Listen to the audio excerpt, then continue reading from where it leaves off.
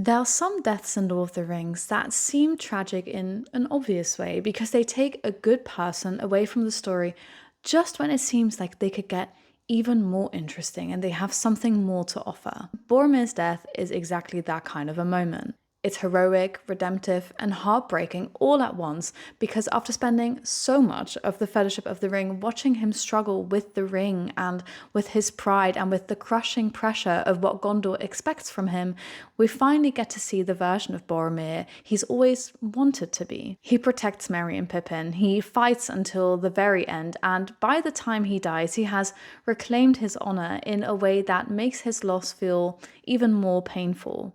And so, of course, the more I thought about it, the more I was thinking and wondering whether Boromir's death is even tragic in a more complicated way than it first appears. Because although it feels like a terrible loss for the Fellowship, it may also be one of the reasons why Middle-earth survives at all. And that potentially is what might make it one of my favorite what ifs in my What If series. Hello and welcome back. Today I want to talk about a potentially simple surface level question. What if Boromir had lived? Surely that would be a good thing. Surely the Fellowship would be stronger, Gondor would have one of its greatest warriors back, and Aragorn would have someone as powerful as him, an ally beside him. At first glance, it might sound like a version of the story that makes things a little easier, but I think the opposite may actually be true because Boromir's death is attached to a whole chain of events that the rest of the story depends on. The Fellowship breaking at Amon Hen, Merry and Pippin being captured, Aragorn being forced onto this different path,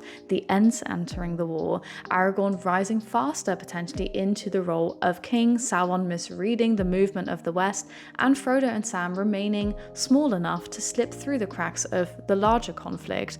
All of these things are part, of course, of this beautiful, delicate pattern that Tolkien has created, and Boromir's death sits much closer to the center of that pattern than you might think. So the real question is not just what changes if Boromir survives, the real question is which parts of the story stop falling into place the way that they need to. Because the more you follow these dominoes outward, the more it starts to look as though Boromir living might not save Middle-earth at all, and in fact it might make victory a lot harder. The first place we have to start, of course, is Amon Hen, because that is the moment that everything fractures. It's where Boromir finally gives into the temptation of the ring and tries to take it from Frodo, and it's that moment more than anything else that I think convinces Frodo that the Fellowship simply just can't remain together. Up until then, Frodo definitely has been carrying the growing knowledge that the ring is poisoning the people around him, but Boromir's active attempt to seize it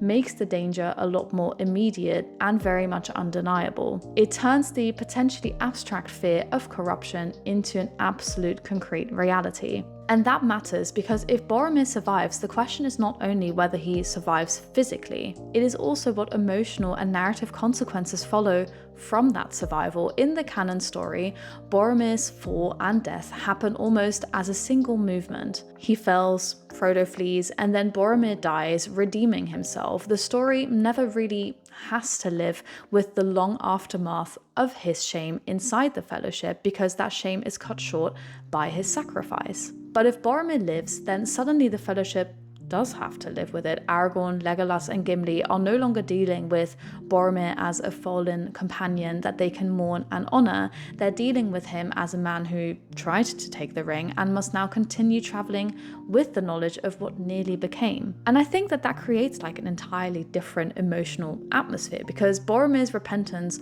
would no longer be sealed by a noble death. It would have to unfold in real time, with everyone around him forced to decide once again whether they trust him or not, whether he can trust himself, and whether Frodo's choice to leave can still even be reversed. And I think that that changes the immediate chaos that we experience at Amon Hen quite dramatically because in the original story, Aragorn really is thrown into a desperate situation where he has to make a decision very quickly.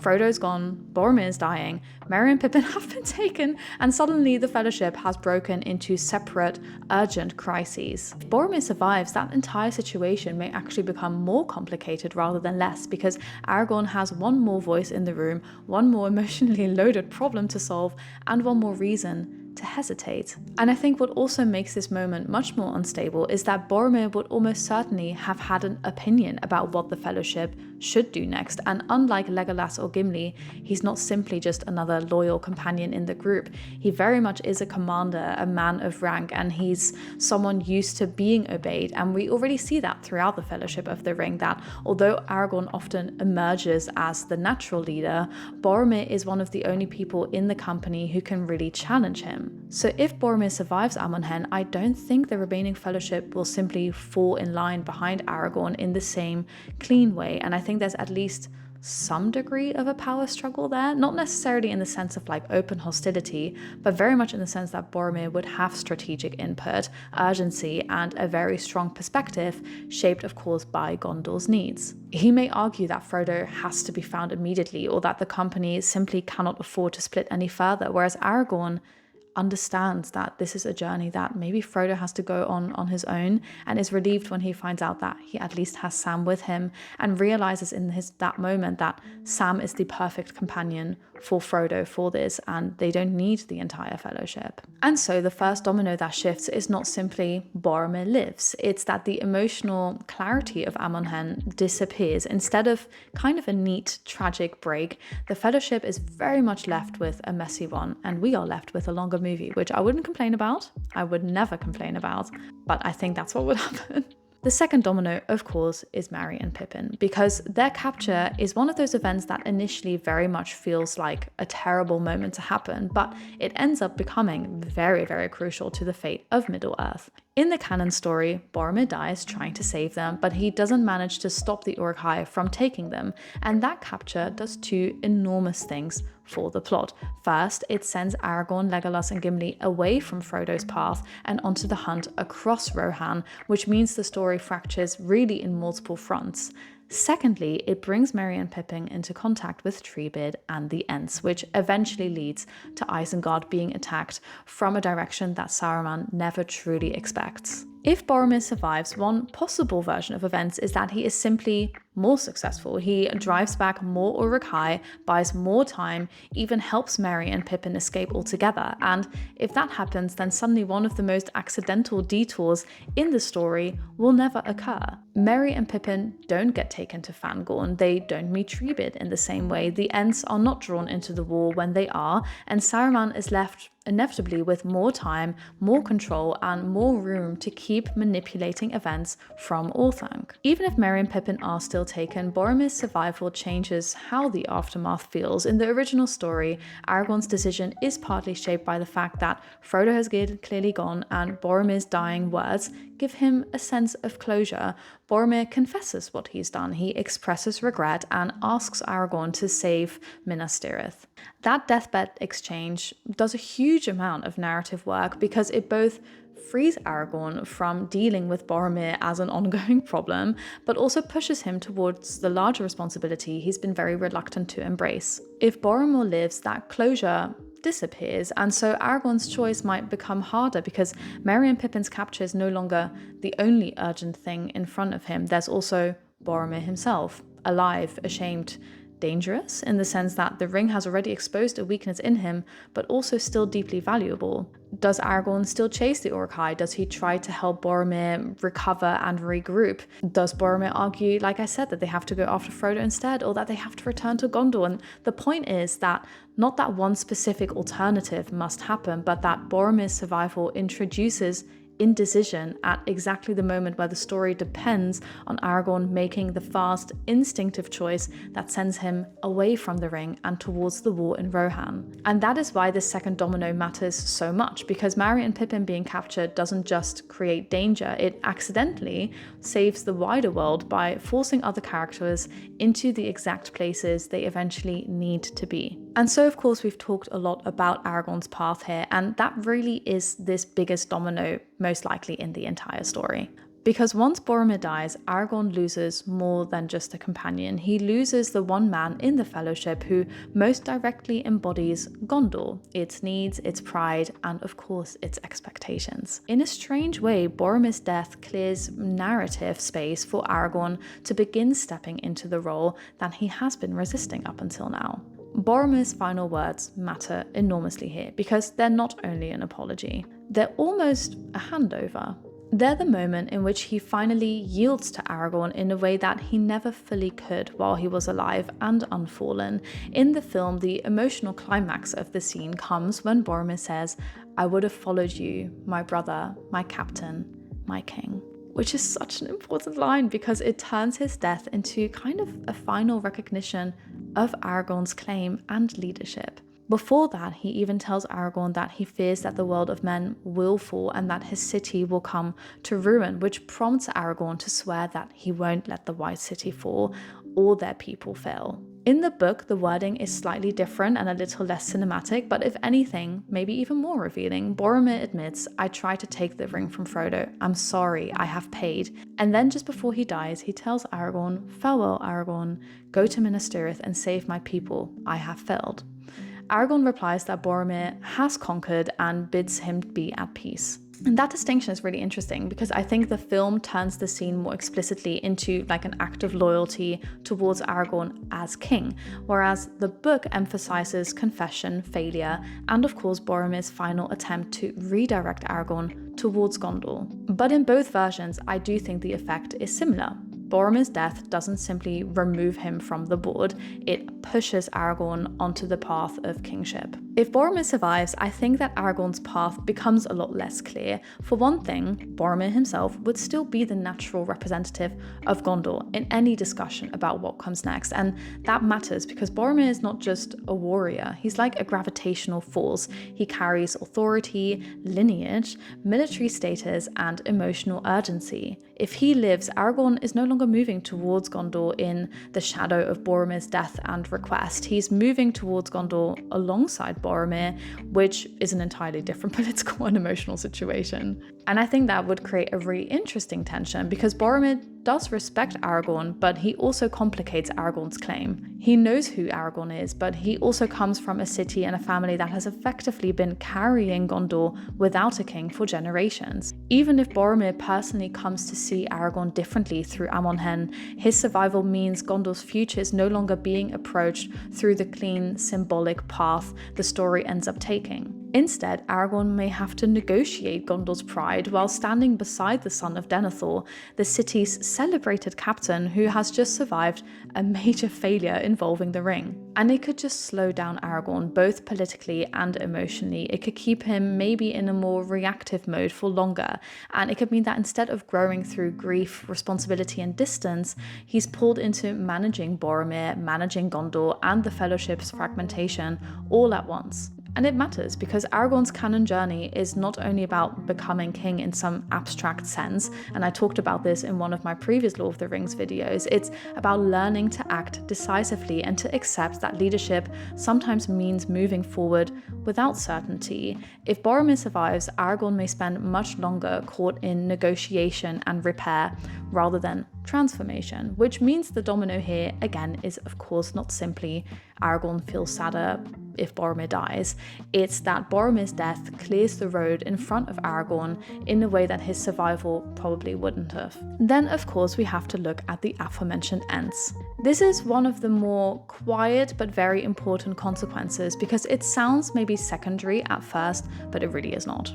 The downfall of Isengard is a huge turning point in the war, and it happens not because the heroes planned it brilliantly, but because Merry and Pippin are thrown into Fangor and happen to awaken Treebeard to the scale of Saruman's destruction. The Ents are not a force the Fellowship can simply summon whenever it would be useful. It's not a force that they had predicted. They enter the war because the right characters reach them in the right emotional context, and because Saruman's damage to the forest finally becomes impossible to ignore.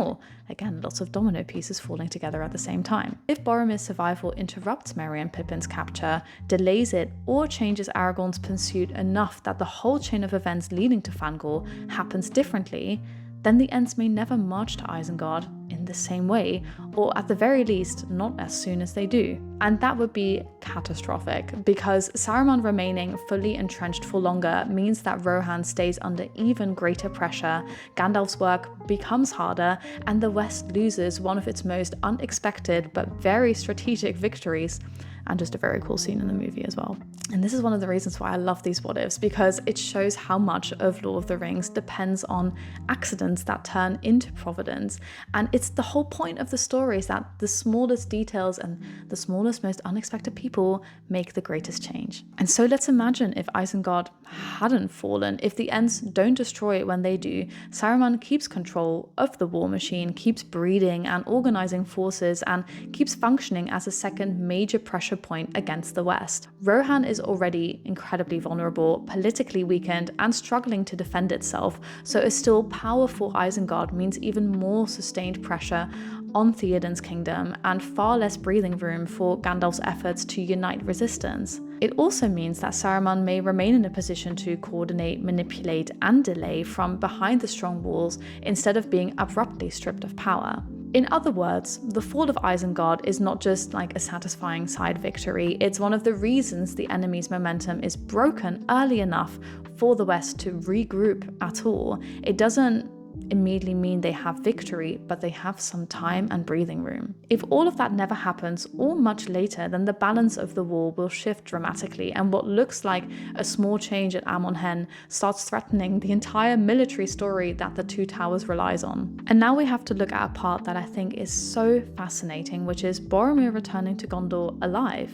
On paper, Boromir returning sounds maybe like an obvious advantage. He's one of the city's greatest defenders, knows the military situation, and surely his father would want him back. But once you think about the emotional and political reality of the return, you can see it becomes a lot murkier. Boromir would not be returning triumphant at all. He would be returning after trying to seize the ring. He would return with the knowledge that Frodo left partially because the Fellowship was no longer safe because of him, and returning to Denethor, who's already deeply suspicious, deeply proud, but inclined to view power through the lens of desperate necessity. And let's not forget that Denethor actively sent him on this mission to bring back the ring. So at this point, Boromir has felt for himself internally and has disappointed himself, and he has to face the failure that his father will see towards him.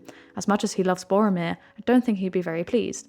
And Denethor really doesn't need much more encouragement to fixate on the idea that Gondor has to seize every possible advantage in order to survive. And so if Boromir comes home alive, ashamed, but still convinced that Gondor is the realm most in need of aid, it's entirely possible that the pressure surrounding the ring intensifies rather than diminishes. Even if Boromir repents sincerely, Denethor could still hear only really the parts that matter to him, that the weapon existed, it was within reach, and Gondor let it slip away. And Boromir might even defend Aragorn more than Denethor expects, or he might become torn between his new humility and his old instincts to protect the city at all costs. Either way, it massively overcomplicates everything. And of course, Boromir being alive changes Faramir's role in this story entirely. In the original story, Boromir's death throws Denethor further into grief and distortion, which affects how he treats Faramir even more and how Gondor responds to the coming war. If Boromir lives, Denethor's energy will shift, and that doesn't necessarily improve things. It may simply redirect his obsession towards the ring, strategy, and towards clinging onto the idea that Gondor can save itself through strength and possession. And so Boromir's survival may not even create unity in Gondor at all. It may actually deepen the very political tensions that Aragorn eventually has to transcend. And then, of course, we have to look at one of the cleverest things in Lord of the Rings, which is that the heroes survive in part because Sauron fundamentally misunderstands them. And we talked about this in my video about Pippin and how Saruman views Pippin. He can't really imagine that anyone would want to destroy the ring rather than use it, which means so much of the West's strategy depends on feeding that misunderstanding. Aragorn's movements, the mustering of armies, the confrontation at the Black Gate, all of it works partly because Sauron keeps looking in the wrong direction. Boromir surviving could interfere with that in subtle but significant ways. If Aragorn's path becomes slower and more politically divided because Boromir is still present, the emergence of him as a clear and confrontational figure may happen differently. If Gondor becomes more internally tangled, or if Boromir and Denethor create more visible tension around the ring, Sauron may receive different signals about what the West is trying to do.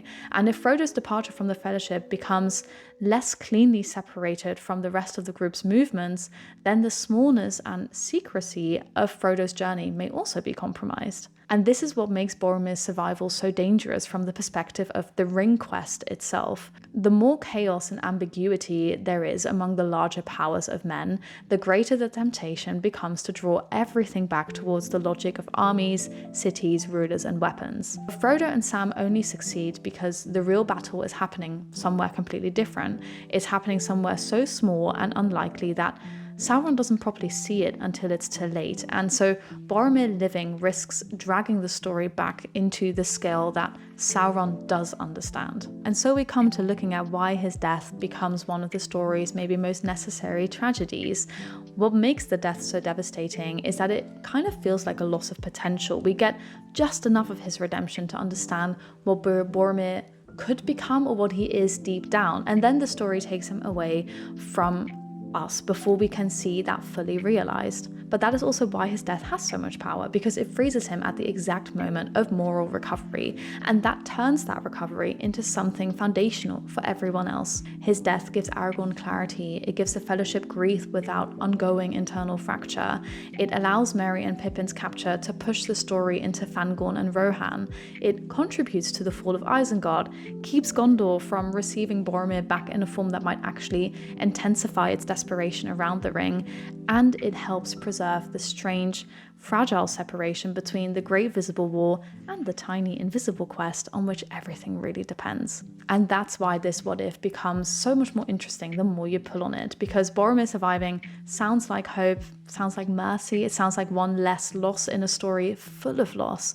But once you start tracing the dominoes, it begins to look less like salvation and more like disruption.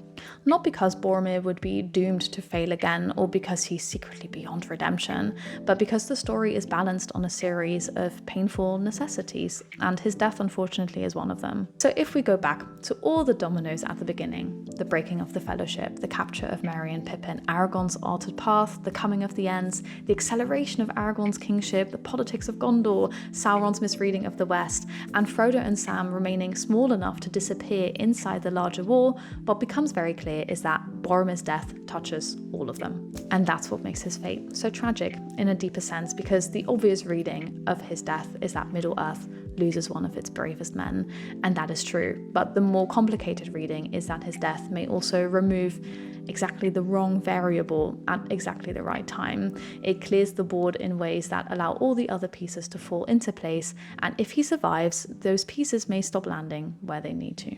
So, would Middle-earth be better off if Boromir had lived? Emotionally, maybe. Morally, maybe. On the level that we want for him as a person? Absolutely. Strategically, narratively, and politically? I honestly think the answer, unfortunately, might be no. What do you think, though? Do you think that there is a way that Boromir can live and they can still win the war? Let me know in the comments below. I really want to know what you think. I hope you enjoyed this other what if. I thoroughly enjoy them. I always post on my community tab if there's anything specific you guys want to see, so do let me know either there or in the comments below. Don't forget to like and subscribe, of course. It massively helps me out. And thank you for watching another one. I'll see you in the next universe.